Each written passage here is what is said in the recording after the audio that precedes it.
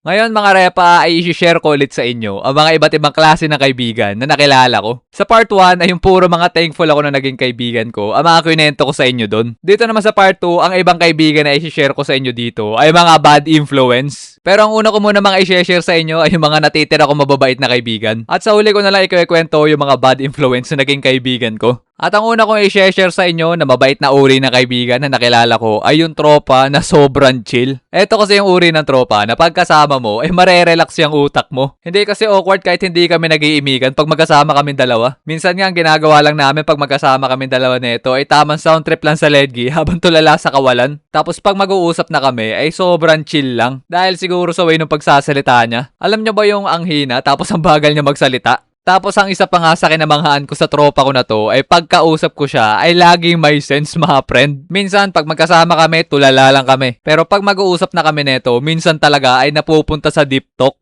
Tipong yung iba ang himbing na ng tulog kasi gabi na. Pero kami netong dalawa ay gising na gising pa rin tapos nagkwekwentuhan hanggang umabot na kami ng umaga. Kasi pagkausap ko tong tropa ko na to ay nababawasan ng konti yung bigat na dinadala ko. Eto kasing tropa ko na to, meron siya kasing hindi ko ma-explain na para bang welcoming aura. At sobrang galing din niya makinig at makipag-usap. Kaya minsan hindi mo na namamalayan pati yung mga sekreto mo na ikaw lang ang nakakaalam ay nasasabi mo na sa kanya. Pero all goods lang na sa kanya ko ikwento yung mga yon. Kasi pag sa ibang tropa ko, pihado, pag naglabas ako sa kanila ng hinanakit ko sa buhay, ay tatawa na lang nila ako at aasa rin. At eto din yung klase ng tropa na laging nakangiti. Siya nga ang kabaliktaran ng isa kong tropa na may anger issue. Kasi itong tropa ko na to ay sobrang haba ng pasensya. Kasi sa tuwing may mangyayari sa kanya, na sa tingin ko ay magagalit halos karamihan ng mga tao pag nangyari sa kanila to, ay sa kanya ay wa-effect lang to at ngingitian ka lang niya. At siya pa nga magsosorry sa'yo. Sunod naman na uri ng tropa ay yung mababa ang kasiyahan. Ito yung mga tropa na sobrang bilis mapasaya at mapatawa. Mapa-imbornal humor man yan o aircon humor, dark humor o kahit anumang humor yan, kahit hindi nakakatawa ay hagakak yan sa pagtawa. Ayos na sana kung tatawa lang yan pero minsan may kahalo namang bugbog.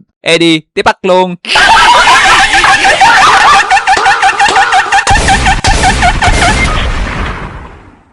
Tapos yung tawa nila, pag narinig mo to kahit wala nakakatawa ay matatawa ka na lang din. Yung tipo magkwekwento siya sa'yo tapos hindi niya pa nasisimulan ay tumawa na ng tumawa hanggang ikaw ay matatawa na lang din. Tapos dun sa kakatawa nyo na yun ay makakalimutan niya na kung ano yung ikwekwento niya sa'yo. Di ang kanalbasan para lang kami siraulo doon na tawa ng tawa sa wala. At ito din yung tropa na masaya kasama. As in walang boring na oras at laging lap trip pag ito ang kasama mo. Talagang pasintabi na lang sa ibang tao pag nasa public place kami. Kasi sobrang lakas mambulada sa tawa ng tropa ko na to. Pero pag tambay kami magtotropa tapos wala tong isang tropa namin na to, ay low-key hindi ganun ka-lively. Ramdam talaga na parang may kulang.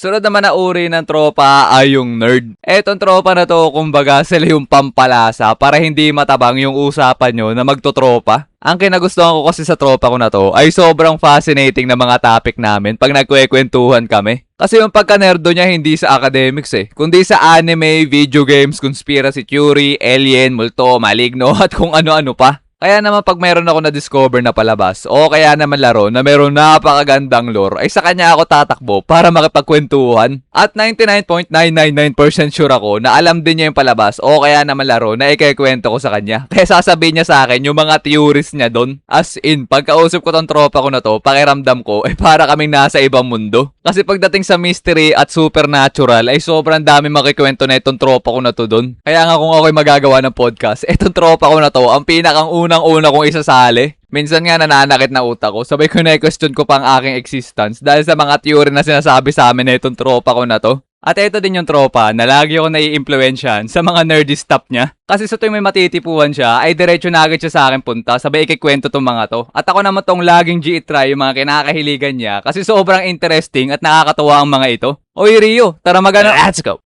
Tantado, wala pa nga Bakit ano ba yan? Eto kasi, meron kasi akong interesting na napanood. Let's go! So yun mga repa, ang mga uri ng tropa ko na sobrang saya ko na naging kaibigan ko sila. Kaya ngayon ay dumako naman tayo sa mga naging kaibigan ko na bad influence. Eto yung mga ex-friends ko na napilitan ako lumayo sa kanila kasi hindi na talaga tama yung ginagawa nila. At ang una kong ikikwento sa inyo mga repa dito sa mga ex-friends ko ay yung malikot ang kamay. Pero bago ko ikwento ang mga ginawa niya at ang dahilan kung bakit hindi na namin siya naging kaibigan, ay gusto ko lamang muna sabihin na siya ay aming legit na tropa at sobrang ka-close namin siya. Masaya at magaling siya makisama kaya naging kaibigan dikit namin siya. Kaso lang ang problema ay sobrang likot ng kamay niya, mga friend. One time kasi sa classroom namin, meron kaming kaklase na babae na inaasar ng iba pa naming kaklase na ang yaman daw niya kasi 200 yung kanyang baon. Ay nung mga panahon pa naman na yun, 200 malaking pera na talaga. Pero nagpaliwanag yung kaklase namin noon na hindi daw niya talaga baon yun at yun ay pambayad daw niya sa school. Sabay fast forward, dumating na yung next subject tapos yung teacher namin doon ay inutusan kami lahat na maglinis sa labas. Habang naglilinis kami ay kasama namin yung tropa namin na yun. Tapos maya-maya ay nagpaalam siya sa amin na maihilang daw siya saglit. Tapos pagbalik niya sa amin ay grabe yung ngiti sa kanya muka at tuwan-tuwa niya sinabi sa amin na samahan daw siya mamayang tanghali sa labas at ililibre daw niya kami. At kami naman to mga buraot, syempre tuwan-tuwa kami nun. At pagkatapos namin maglinis ay bumalik na kami lahat sa classroom at napansin namin yung mga kaklase namin ay nagtitipon-tipon. Tapos nung nagtanong kami, yun pala, nawawala na yung 200 nung kaklase namin at naandun na rin sa classroom yung aming advisor. Kaya nung naandun na kaming lahat sa loob ng classroom ay pinaupo niya na kami at pinasara lahat ng pinto para walang makalabas. Sabay sinabi na sa amin ng aming advisor na hindi daw nawala yung 200 kundi ninakaw. At kilala na daw ng teacher namin kung sino. Kasi ito daw tao na to ay madami na din daw na nakawan last school year. At ito daw ay sabi ng mga kaklase namin na naging classmate din daw tong tao na to last year. At ang sabi ng advisor namin noon ay ang tanging hiling lang daw niya sa tao na to ay maging honest ngayon at isauli yung pera. At para daw hindi siya mapahiya ay papaub-ubin daw niya lahat ng nasa classroom para hindi daw makita kung sino siya.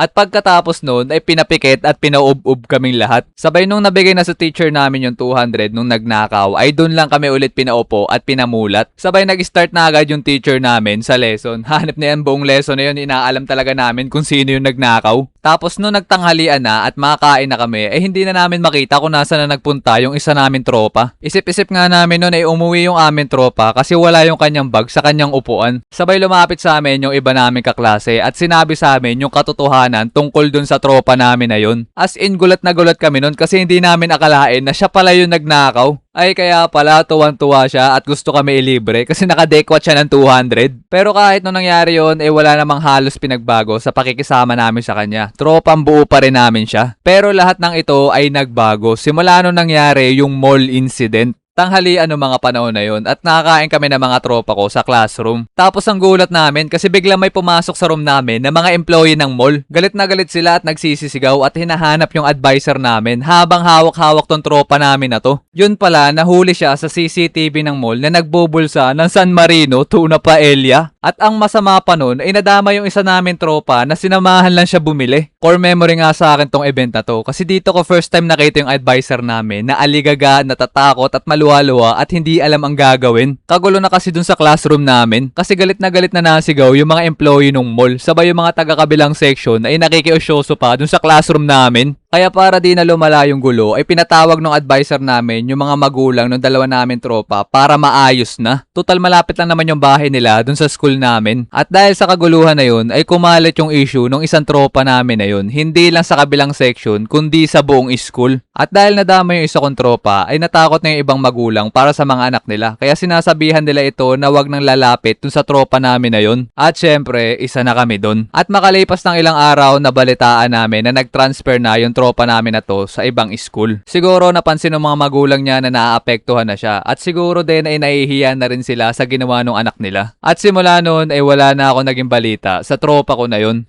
Sunod naman na uri ng kaibigan na naging ex-friend ko ay yung klase ng kaibigan na manggagamit. Etong ex-friend ko na to ay naging kaibigan ko siya noong mga panahon nakaka-transfer ko pa lang sa school. At siya ang pinaka naging unang kaibigan ko sa school na to. As in siya lang yung nag-iisa kong kaibigan dun sa first month ng aking first year high school. At sa pagtagal na nakakasama ko siya sa loob ng isang buwan na yun, ay pakonti-konti ko napapansin na para bang may mali sa pakikisama niya sa akin sa paglipas ng mga araw. Noong una talaga lagi kami magkasama niyan. Umaga, recess, tanghalian, hanggang uwian. Pero nung pagtagal ay hindi na siya masyadong nasama sa sa akin. Masama na lang yan sa akin tuwing recess sa tanghalian para humingi sa akin ng pera pag makain siya sa kantin at mahingi naman ng ulam pag makain na sa tanghalian. Noong una nga tuwing Sabado at Linggo, lagi ako nadayo sa bahay nila kasi sa tabi ng bahay nila ay mayroong PlayStation. At simula nung una pa ako na lagi naguhulog ng piso dun sa PlayStation para makapaglaro kami at titigil na lang kami pag naubos na yung pera ko. Pero noong mga panahon na yun ay ayos lang naman sa akin kasi ako naman nagiya sa kanya na maglaro doon at masaya din naman pag naglalaro kami. Pero nung katagalan ay ako pa din yung naguhulog ng pera sa PlayStation. Pero siya lang yung naglalaro. Ang nilalaro ba naman niya ay mga pang one-person games lang katulad ng Bully at God of War. Kaya naandun ako sa gilid tamang nood lang sa mga nilalaro niya. Tapos ako pa rin yung naguhulog ng pera para makapaglaro siya.